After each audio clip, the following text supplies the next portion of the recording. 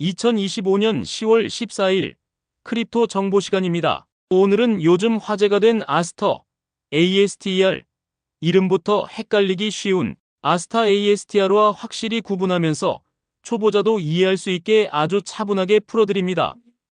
이 영상은 장면 전환 없이 보이스오버만으로 이어지며 끝까지 들으시면 왜 사람들이 아스터에 주목하는지, 무엇을 조심해야 하는지, 언제 들어가고 언제 쉬어야 하는지를 한 흐름으로 잡아가실 수 있을 거예요.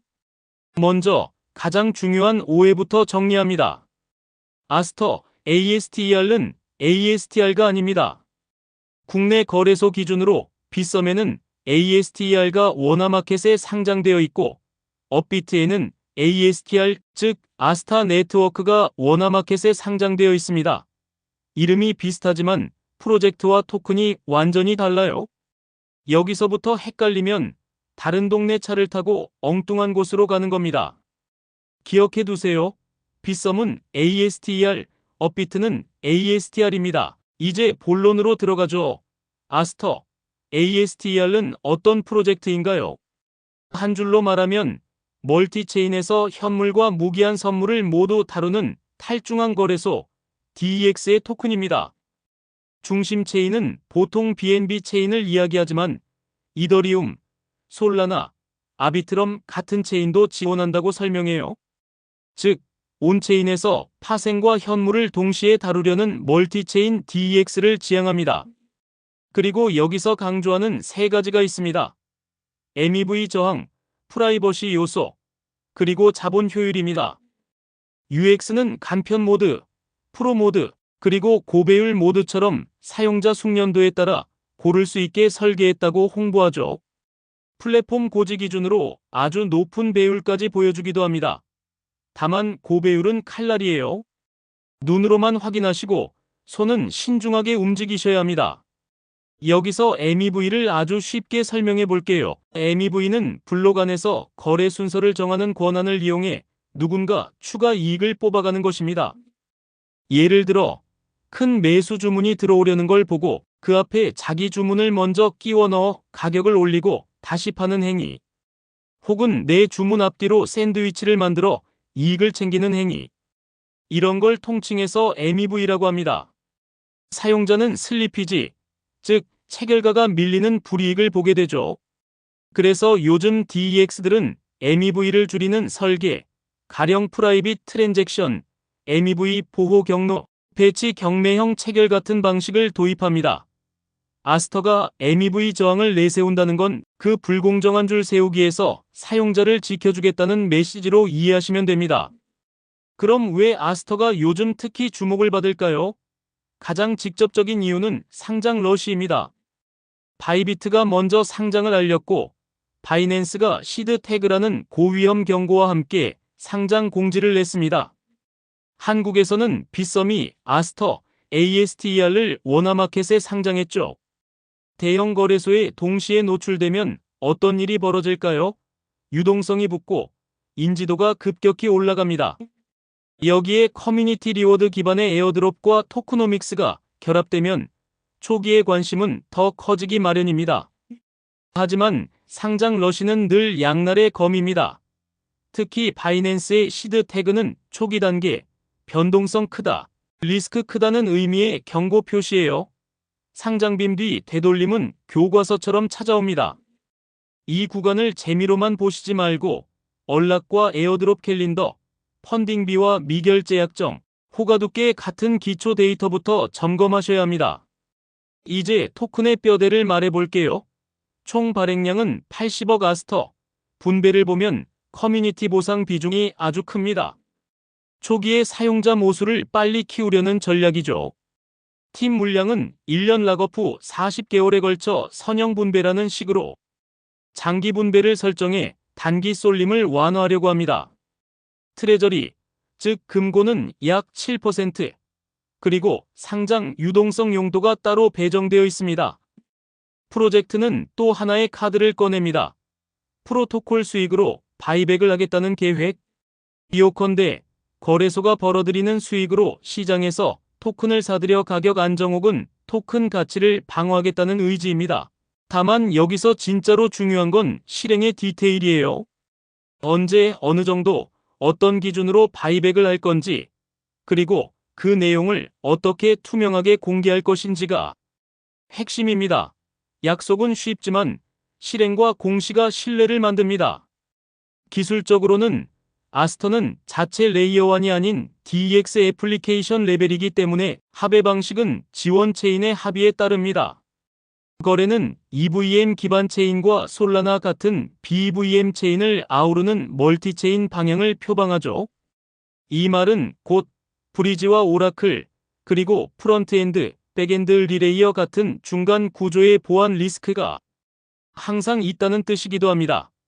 어떤 멀티체인 DEX든 브리지 해킹, 오라클 조작, 프론트엔드 DNS 하이제킹 같은 이슈는 늘 경계해야 합니다.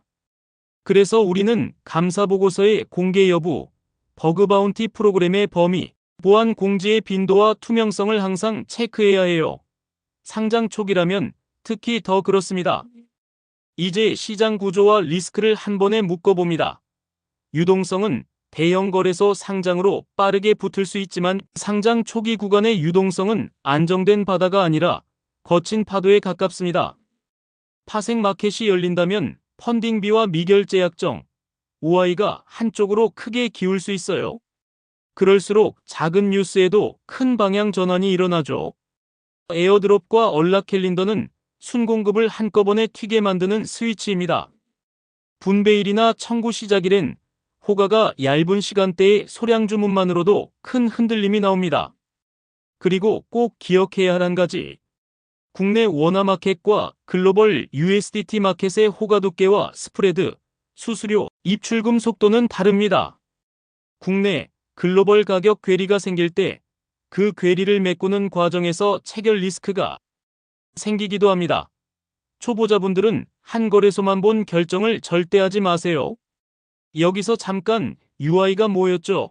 UI는 유저 인터페이스, 즉 사용자 인터페이스입니다.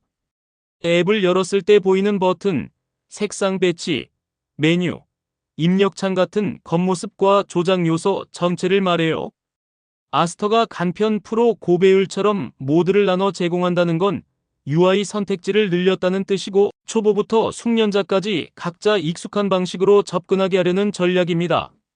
하지만 UI가 친절하다고 리스크가 사라지는 건 아닙니다. 레버리지는 컵라면의 스프가 아니라 날이 선 칼이에요. 손에 쥐면 강력하지만 다칠 가능성도 커집니다. 고배율은 미세한 가격 변동도 강제 청산으로 이어질 수 있어요. 그래서 UI가 좋아 보여도 리스크 규칙은 반드시 따로 들고 가야 합니다. 여기서 단타를 고려하는 분들을 위한 5분 가이드를 드리죠. 첫째, 뉴스 추격 금지. 상장, 에어드롭, 바이백 공지 직후에는 스파이크 이후 되돌림이 잦습니다. 둘째, 오더북과 펀딩비, OI부터 보세요. 한쪽으로 심하게 기울면 작은 악재에도 급반전이 나옵니다. 셋째, 언락 에어드롭 캘린더를 반드시 체크하세요. 분배일, 청구 시작일, 토큰 이동이 늘어나는 시점이 바로 순공급이 뛰는 날입니다. 넷째, 거래소를 분산하세요.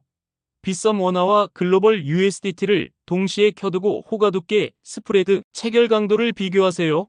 다섯째, 리스크 규칙을 문서화하세요. 포지션 -8에서 12% 손절, 1손실 -3에서 5%면 오늘 종료. 이 두 줄만 지켜도 생존 확률이 크게 올라갑니다. 이제 장점과 단점을 한 줄로 요약해보죠. 장점은 이겁니다. 대형 거래소 상장 러시로 초기 유동성과 인지도를 빠르게 확보했다는 점. 멀티체인 DEX라는 서사와 MEV 저항, 프라이버시, 자본 효율 같은 트레이더 친화 기능을 내세웠다는 점.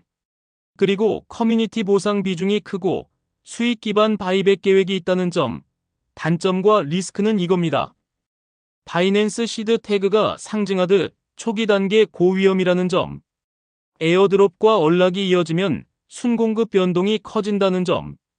그리고 멀티체인 고레버리지 구조 특성상 브리지와 오라클, 프론트엔드 보안을 상시로 확인해야 한다는 점. 감사보고서와 버그 바운티는 이 프로젝트가 신뢰를 쌓아갈 필수 과목입니다. 끝으로 가장 자주 받는 질문을 다시 강조합니다. 업비트에도 아스터, ASTER가 있나요? 아니요. 지금 기준으로 업비트에는 아스터가 없습니다. 업비트에는 ASTR, 즉 아스타 네트워크 ASTR이 원화마켓에 있어요. 빗썸은 ASTER, 업비트는 ASTR. 이것만 기억해도 큰 사고는 피할 수 있습니다. 마무리하죠. 투자는 확률의 게임입니다. 아스터를 보실 때는 캘린더, 펀딩비, OI, 호가두께, 바이백 집행 공시, 감사보안 공지, 그리고 실제 트래픽을 숫자로 확인하세요. 차트보다 먼저, 뉴스보다 앞서 있는 건 일정과 데이터입니다. 오늘의 한 문장 결론.